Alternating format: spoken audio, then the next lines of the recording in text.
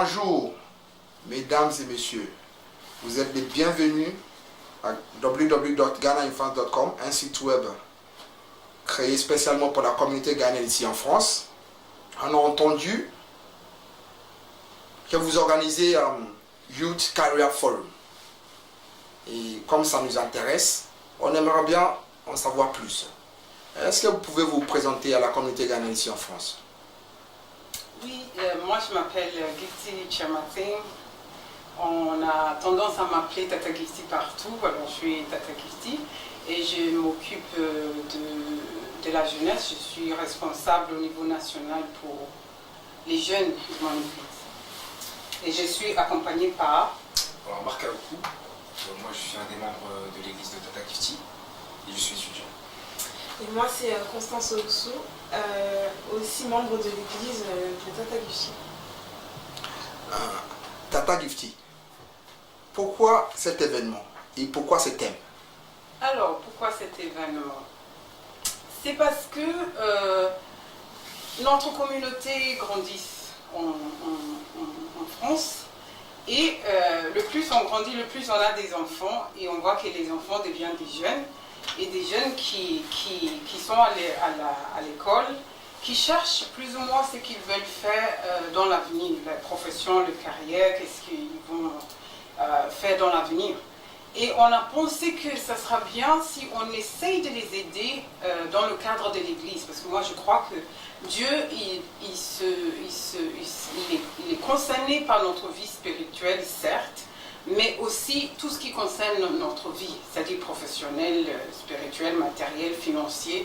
Alors je ne sais pas pourquoi, si on organise des séminaires spirituels, on ne peut pas organiser un autre séminaire pour s'occuper de tout ce qui est la vie professionnelle ou le parcours scolaire de notre jeune.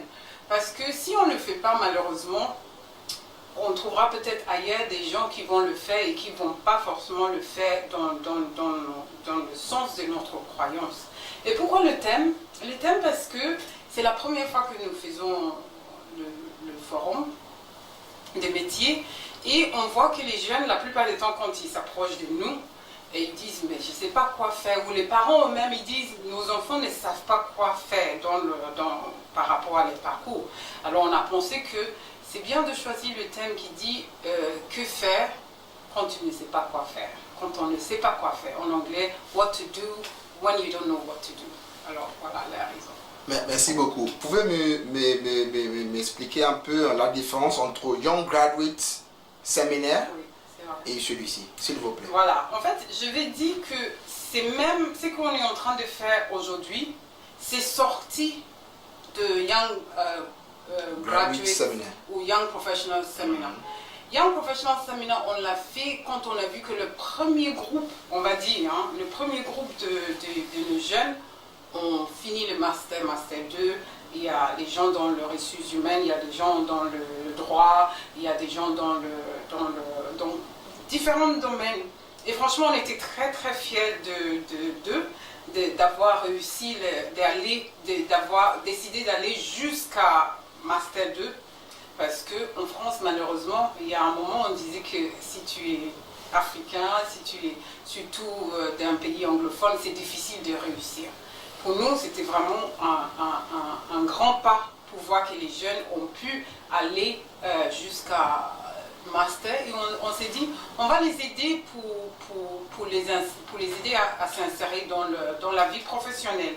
Et quand on a commencé à faire le Young Graduate Seminar, Young Professional Seminar, il y a des gens qui sont venus nous voir en disant que mais il y a les jeunes aussi qui arrivent en ce moment qui ne savent pas trop quoi faire. Alors on s'est dit, bon, on s'est occupé des jeunes qui ont fini le master, qui vont maintenant entrer dans la vie professionnelle. Occupons-nous de ceux qui sont en chemin, en route, comme Marc, comme Constance, pour qu'à la fin tout le monde trouve son compte. Alors voilà la raison pour laquelle on commence pour la première fois Young Youth Career Forum. Okay. Ouais. Merci beaucoup. Constance, pour toi, quelle est l'utilité de ce programme?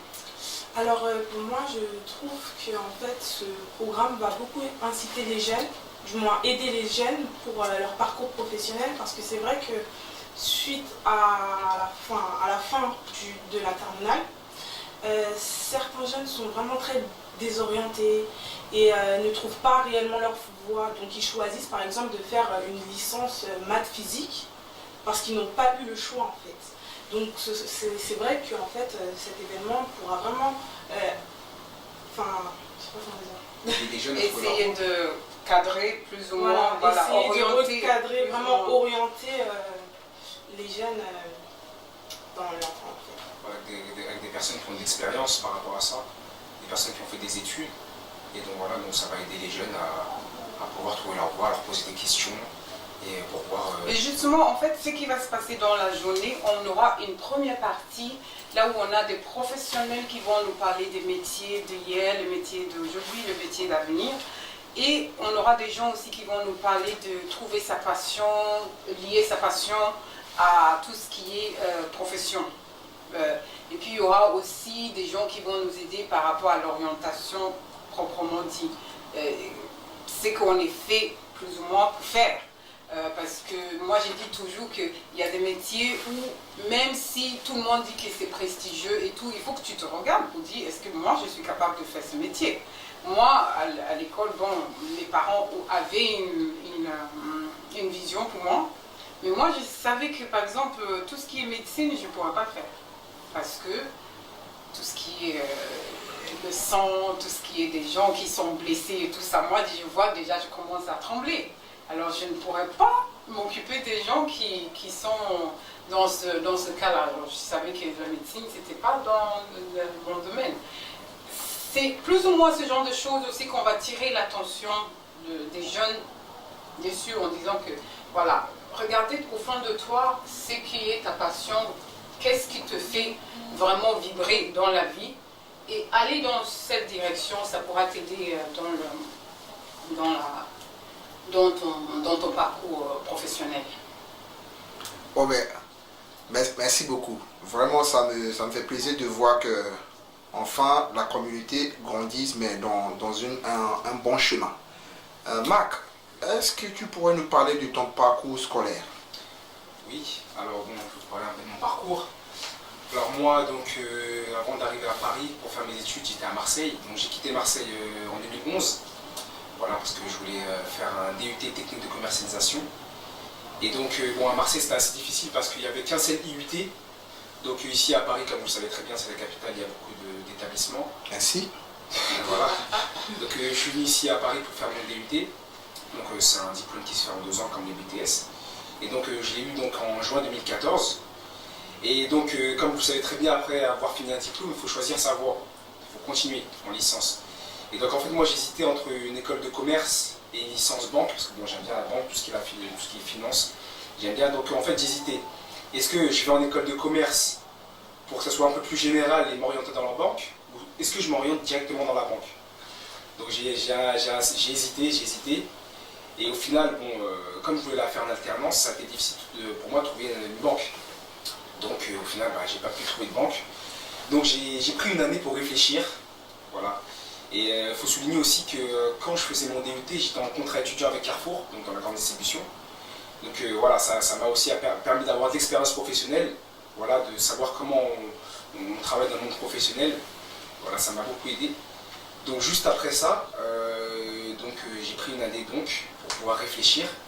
Et Dieu merci, donc au courant de ce mois-ci, donc j'ai signé mon alternance pour l'année prochaine, donc pour ma licence banque avec le Crédit Agricole. Donc voilà.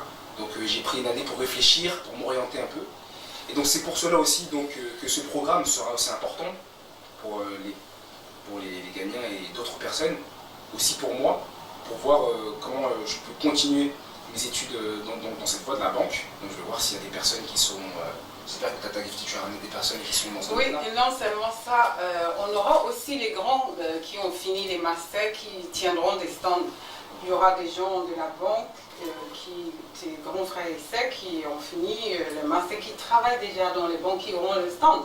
Comme ça, si tu veux te renseigner par rapport à ce qui se passe dans la banque, tu peux les approcher pour dire, voilà, je vais faire en alternance, je vais aller à la banque, est-ce que vous pouvez me dire qu'est-ce que je peux, à quoi est-ce que je dois m'attendre à la banque.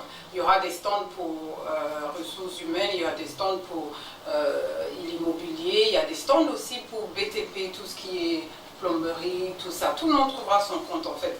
L'après-midi, en fait, l'idée c'est d'utiliser ceux qui ont déjà fini, qui ont fait ce parcours, plus ou moins, pour les encourager, pour partager les expériences, pour dire voilà, moi j'ai fait ça parce que au départ, et en plus, il y a pas mal de gens dans le cas de Marc qui ont pris une année sabbatique. Moi je trouve que c'est très tôt dans la vie pour prendre une année sabbatique, mais c'est-à-dire que parce qu'ils ne savent pas trop quoi faire, ils ont fait un peu une année à la fac et puis ils se sont dit non, mais ça ne me convient pas, il faut que je décide ce que je vais faire. Alors ils arrêtent. Ils touchent un peu le travail, petit gauche-droite. Et c'est dommage parce que c'est toute une année qu'ils perdent à rester à la maison. Alors l'idée, c'est vraiment de les aider pour éviter ce genre de choses. Si on peut, parce que ce n'est pas garanti qu'on va pouvoir. Mais au moins, on mettra toutes les cartes sur la table pour dire voilà, si vous faites ça, voilà ce qui suivra, voilà. Je pense que plus ou moins, c'est l'idée derrière. Donc là, vous attendez combien de personnes par hasard?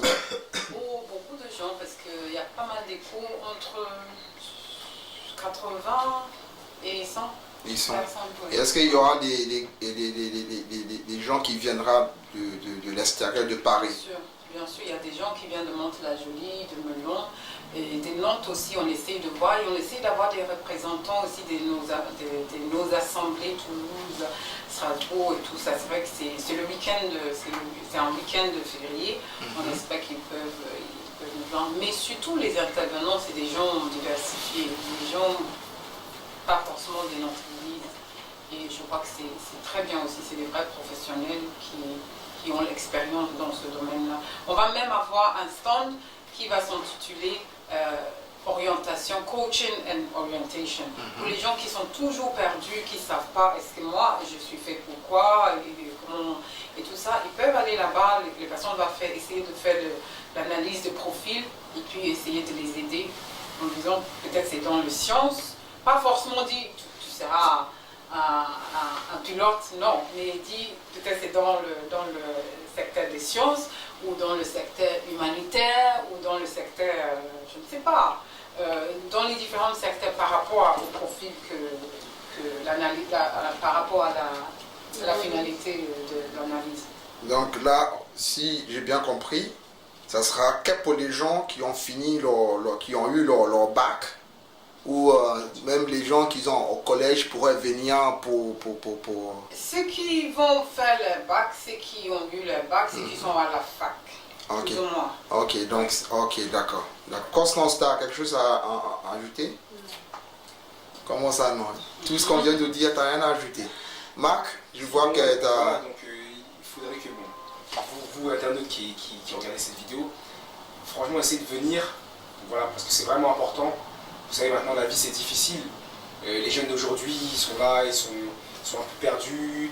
Vous voyez, maintenant, avec ce qui se passe sur les réseaux sociaux, les gens n'ont pas forcément des choses vraiment intéressantes à faire. Donc voilà, le fait de venir à ce forum, ça sera intéressant de voir comment ça se passe, si vous avez des idées aussi à partager.